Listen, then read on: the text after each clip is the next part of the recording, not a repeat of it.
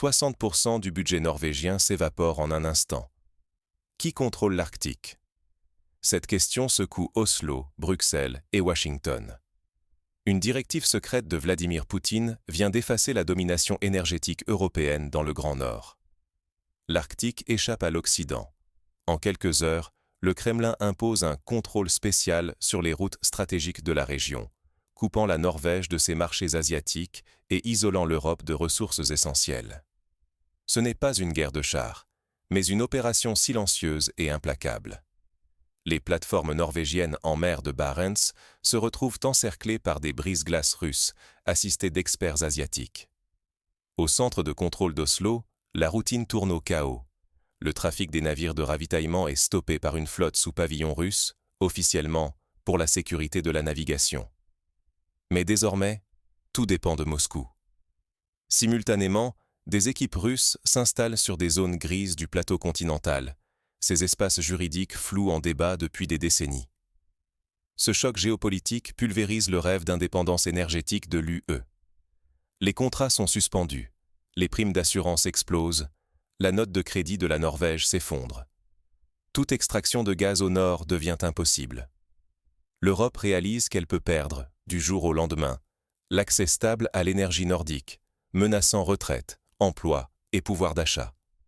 Ce n'est plus une crise, c'est une démonstration de la nouvelle guerre hybride, où l'économie vacille. Comment une simple directive russe a-t-elle pu transformer la richesse pétrolière norvégienne en poussière et bouleverser l'équilibre énergétique du continent? Plongeons dans les coulisses de cette opération qui secoue l'Arctique. Jusqu'à hier, la routine régnait sur les plateformes norvégiennes, puis tout bascule. Dans les eaux glacées de la mer de Barents, les équipes norvégiennes surveillaient les forages, chargeaient les méthaniers, ajustaient les exportations. Les contrats étaient clairs, les investisseurs confiants, les assurances en ordre.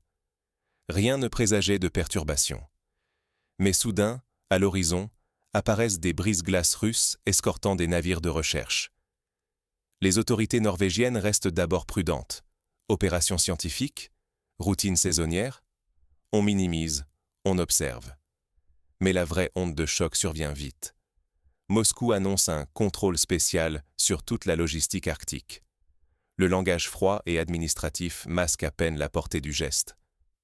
Aussitôt, la panique gagne la Norvège. Les compagnies d'assurance modifient leurs conditions. Les primes flambent. Certains exportateurs suspendent leurs cargaisons. La fluidité du commerce s'enraye brutalement. Dans les ministères à Oslo, l'inquiétude grandit. On comprend que le contrôle spécial n'est pas temporaire. Les Russes ne bloquent rien frontalement, mais modifient les règles, avançant sur des zones juridiques grises que des décennies de négociations n'avaient pas départagées. Les navires russes installent des équipements de recherche sismique à la limite de la légalité, politiquement provocateurs. Pour la Norvège, c'est un cauchemar. Le modèle économique, fondé sur la stabilité des exportations gazières, vacille. Le fonds souverain, les retraites, les investissements publics dépendent de cette manne énergétique. Si la Norvège ne réagit pas, c'est tout son modèle de prospérité qui s'effondre.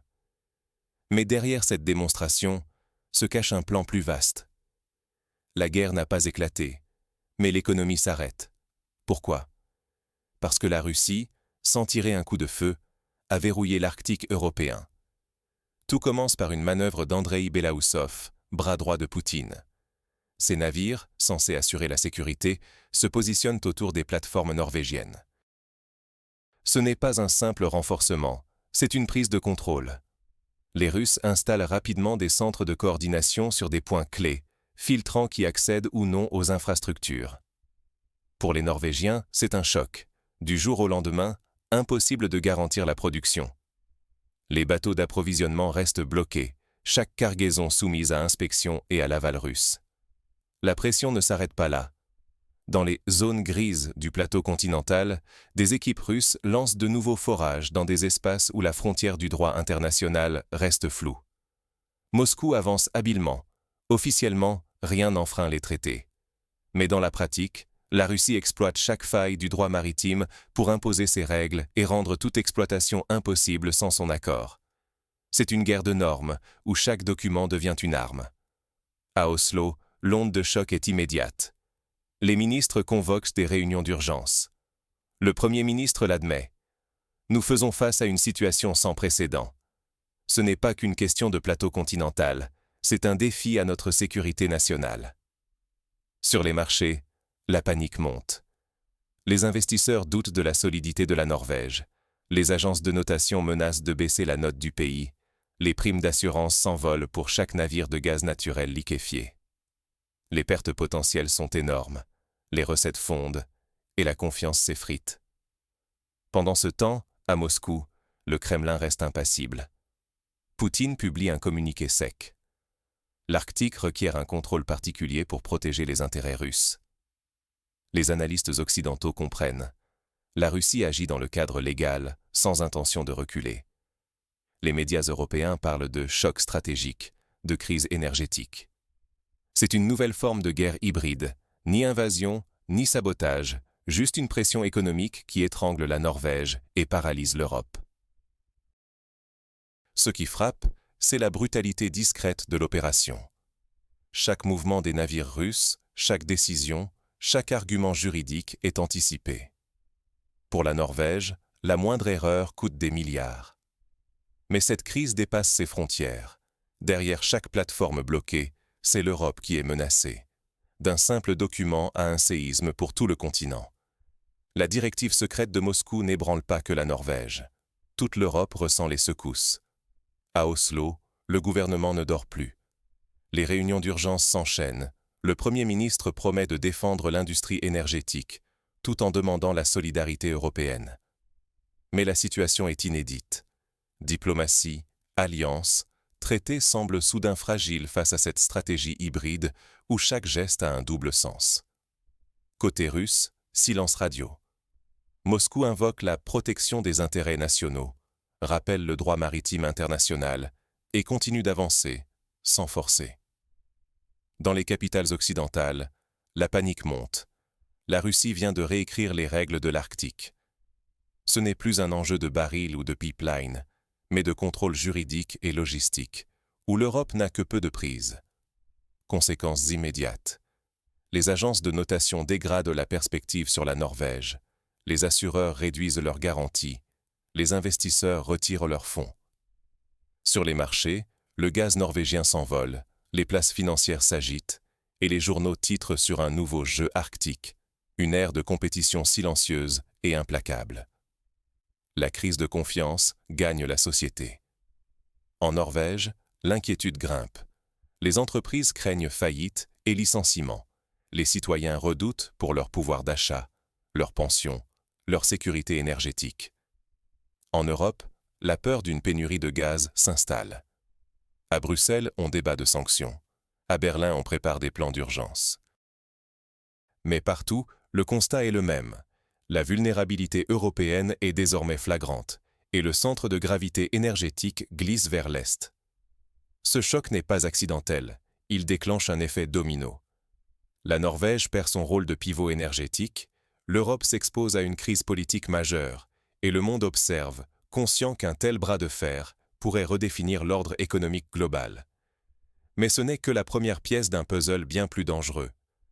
Quand les règles changent sans bruit, seuls les adaptables survivent. Voilà la leçon que l'Europe vient d'apprendre en Arctique. La Russie de Poutine n'a pas fermé quelques valves ou annoncé une taxe. Elle a redéfini le terrain à coups de subtilité juridique, de manœuvres logistiques et de diplomatie ciblée. Désormais, le contrôle énergétique ne dépend plus seulement des gisements, mais du droit, du passage des navires, de l'imposition de ces règles là où l'on pensait que des accords existaient. Pourquoi cette nouvelle donne est-elle si dangereuse ? Parce que la Russie emploie une stratégie où tout s'imbrique. Communication diplomatique, renforcement discret de la flotte, nouvelle interprétation du droit maritime, contrôle des routes. C'est une guerre hybride, une onde de choc silencieuse. Pas de tanks, pas de missiles, mais une pression économique et psychologique implacable. Le passage du Nord, symbole de coopération, devient une arme politique et économique. De nouvelles règles, imposées sans concertation, donnent à Moscou la main sur les flux. Contrôler les routes, c'est imposer sa loi. Retarder, bloquer, taxer, exclure.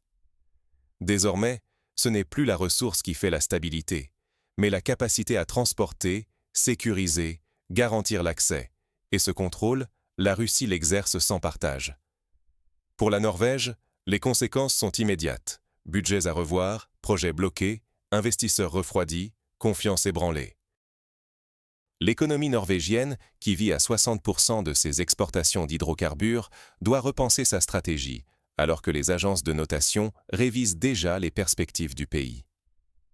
Les Norvégiens et les Européens découvrent la fragilité de la chaîne énergétique. Une opération invisible suffit à déstabiliser budget, emploi, pensions et la monnaie. Plus inquiétant, les experts préviennent. Si l'Europe ne s'adapte pas vite, la même stratégie pourrait frapper ailleurs. La Russie a trouvé la faille. Utiliser la logistique, le droit et la diplomatie comme instrument de domination, au-delà du prix du gaz ou de la menace militaire. Rester passif, c'est s'exposer à des blocages répétés, incapable de défendre ses intérêts. Il faut changer de paradigme. Diversifier ses sources d'énergie? Oui, mais surtout repenser chaînes logistiques, juridiques et diplomatiques. Préparer des alternatives, investir dans de nouveaux corridors, développer une stratégie arctique cohérente et anticiper les coups d'avance d'un adversaire qui joue sur tous les tableaux. Aujourd'hui, le statu quo n'existe plus. L'Arctique a changé de main, de règles et de logique. Et si l'Europe ne se réinvente pas, elle risque de perdre plus qu'un accès au gaz. C'est sa souveraineté, sa stabilité économique et sa place dans le monde qui sont en jeu. Face à cette réalité, il faut agir sans attendre. Ce qui se passe en Arctique dessine le monde de demain. Ce n'est pas qu'une crise énergétique locale ou un bras de fer entre la Russie et la Norvège. C'est un bouleversement silencieux, méthodique, planifié dans l'ombre, loin des caméras et des discours. Pour l'Europe, la leçon est brutale. La stabilité à laquelle nous étions habitués, l'impression que les flux d'énergie du Nord seraient toujours là, tout cela peut disparaître en un instant. Non pas à cause d'une guerre ouverte, mais par une combinaison inédite de pressions juridiques, logistiques et diplomatiques. Voyez la Norvège. Ses exportations d'hydrocarbures sont gelées, ses budgets à revoir, les investisseurs inquiets. Les grands chantiers stratégiques, censés bâtir le futur du pays, sont menacés. Et ce n'est que la première vague.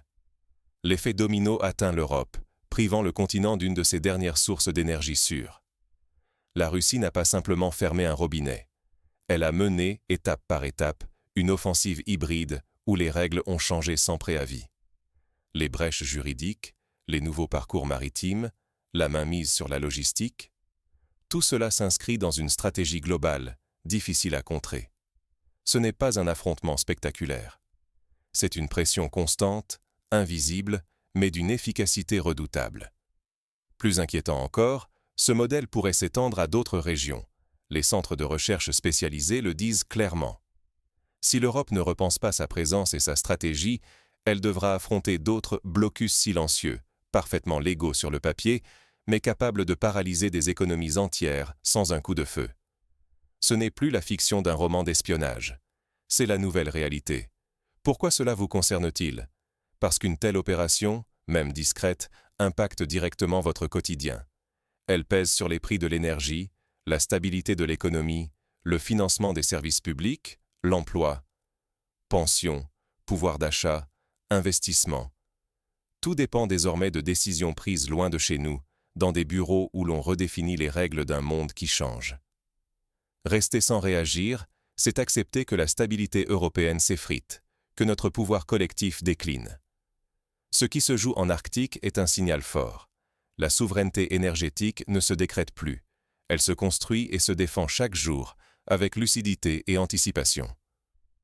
Face à cette nouvelle guerre hybride, il ne suffit plus d'espérer que les vieilles recettes fonctionnent. Il faut exiger de nos dirigeants une vision stratégique, investir dans l'innovation, diversifier nos sources et surtout, ne plus jamais sous-estimer le pouvoir du contrôle logistique et juridique. L'Arctique est devenu le laboratoire du nouvel ordre mondial, un terrain où chaque mouvement compte. Ce qui commence comme une crise lointaine pourrait bien déterminer la place de l'Europe demain. Vigilance, engagement et volonté de repenser nos modèles deviennent urgents. car la stratégie adverse avance, implacable. Le monde change, ici et maintenant. La seule question, serons-nous acteurs ou simples spectateurs de ce nouveau chapitre ?